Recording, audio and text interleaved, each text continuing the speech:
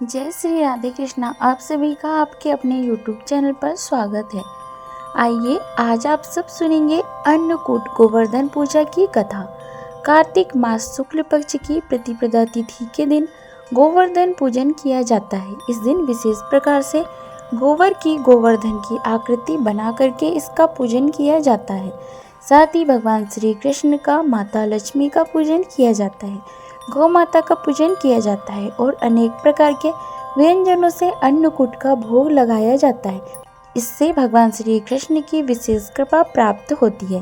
व्यक्ति के सभी प्रकार के दुख और कष्ट दूर होते हैं तथा सुख और समृद्धि का आशीर्वाद प्राप्त होता है। तो आइए सुनते हैं अन्नकूट गोवर्धन पूजा की कथा।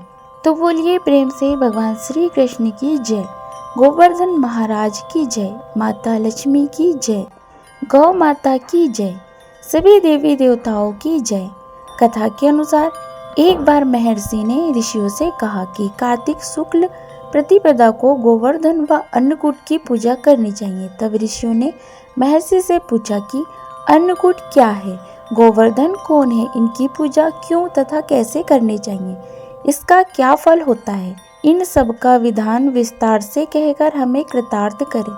महर्षि बोले, एक समय की बात है, भगवान श्री कृष्ण अपने सखा और गोप ग्वालों के साथ कौवे चराते हुए गोवर्धन पर्वत की तराई में पहुंचे। वहां पहुंचकर उन्होंने देखा कि हजारों गोपियां 56 प्रकार के भोजन रखकर बड़े उत्साह से नाच गाकर उत्सव मना रही थी। पूरे ब्रज में तरह तरह के मिष्ठान तथा पकवान बनाए जा रहे थे।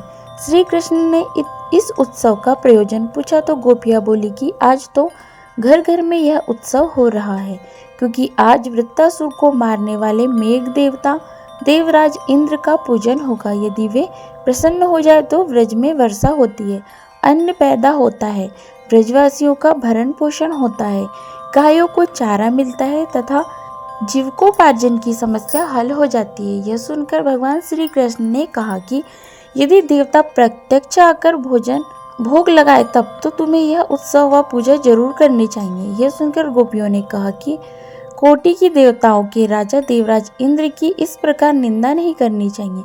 यह तो इंद्रोज नामक यज्ञ है, इसी के प्रभाव से अतिवृष्टि तथा अनावृष्टि होती है।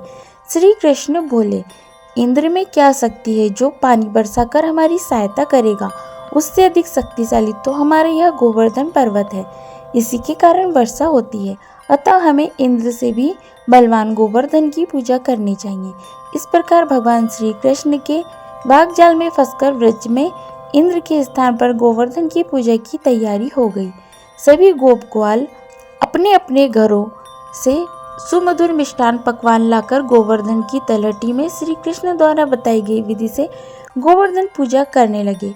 उधर श्री कृष्ण ने अपने आदि देविक रूप में पर्वत में प्रवेश करके व्रजवासियों द्वारा लाए गए सभी पदार्थों को खा लिया, उन सबको आशीर्वाद दिया। सभी ब्रजवासी अपने यज्ञ को सफल बनाकर बड़े प्रसन्न हुए। तभी नारद मुनि इंद्रो यज्ञ देखने की इच्छा से वहां आए। गोवर्धन की पूजा देखकर उन्होंने ब्रजवासियों से पूछा तो उन्होंने बतलाया कि श्री कृष्ण के आदेश से इस वर्ष इंद्र महोत्सव के स्थान पर गोवर्धन की पूजा की जा रही है। यह सुनते ही नारद मुनि उल्टे पांव इंद्रलोक पहुंचे तथा उदास तथा खिन्न होकर बोले कि हे राजन, तुम महलों में सुख की नींद सो रहे हो। उधर गोकुल के निवासी गोपों ने इंद्रोज यज्ञ बंद करके आपसे बलवान गोवर्धन की पूजा शुरू कर दी है। आज से यज्ञ आदि में उसका भाग तो हो ही गया। यह भी हो सकता है कि किसी दिन श्री कृष्ण की प्रेरणा से वे तुम्हारे राज्य पर आक्रमण करके इंद्रासन पर भी अधिकार तय कर ले।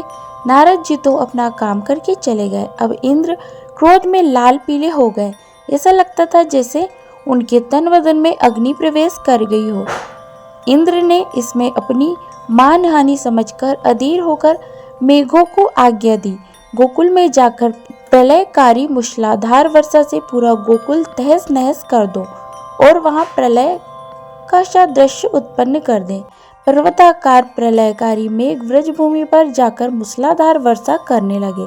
कुछ ही पलों में ऐसा दृश्य उत्पन्न हो गया कि सभी बाल ग्वाल भयभीत हो उठे। भयानक वर्षा देखकर ब्रजमंडल घबरा गया। सभी ब्रजवासी श्री कृष्ण की शरण में जाकर बोले कि भगवान इंद्र हमारी नगरी को डुबाना चाहता है, आप हमारी रक्षा कीजिए। गोप गोपियों की करुण पुकार सुनकर भगवान श्री कृष्ण बोले, तुम सब गौओं सहित गोवर्धन पर्वत की शरण में चलो, वहीं सबकी रक्षा करेंगे। कुछ ही देर में सभी गोप ग्वाल पशुधन सहित गोवर्धन की तलहटी में पहुंच गए।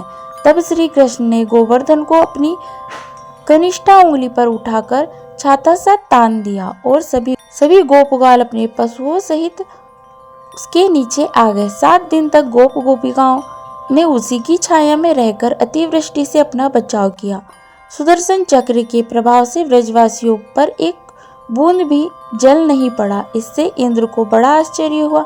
यह चमत्कार देखकर और ब्रह्मा जी द्वारा श्री कृष्ण अवतार की बात जानकर इंद्र को अपनी भूल पर पश्चाताप हुआ। वो स्वयं ब्रज को गए और भगवान श्री कृष्ण के चरणों में गिरकर अपनी मूर्खता पर क्षमा याचना करने लगे। 7वें दिन श्री कृष्ण ने गोवर्धन को नीचे रखा और ब्रजवासियों से कहा, अब तुम प्रतिवर्ष गोवर्धन पूजा कर अन्नकूट का पर्व मनाया करो। तभी से यह उत्सव पर्व जो कि अन्नकूट के नाम से मनाया जाने लगा। तो बोलिए प्रेम से भगवान श्री कृष्ण की जय, गोवर्धन महाराज की जय, गौ माता की जय, माता लक्ष्मी की जय, सभी देवी देवताओं की जय। तो आशा करती हूँ ये जानकारी आपको अच्छी लगी होगी। इसी प्रकार से ज्ञानवर्धक जानकारियाँ प्राप्त करते रहने के लिए, व्रत पूजा के बारे में जानने के लिए, कथा सुनने के लिए अगर आप चैनल पर पहली बार आए हैं तो चैनल को लाल बटन दबा करके सब्सक्राइब करें, साथ में बेल आइकन भी प्रेस करें ताकि आने वाले वीडियो का नोटिफिकेशन आपको समय पर मिलता रहे। जय श्री राधे कृष्णा, धन्यवाद।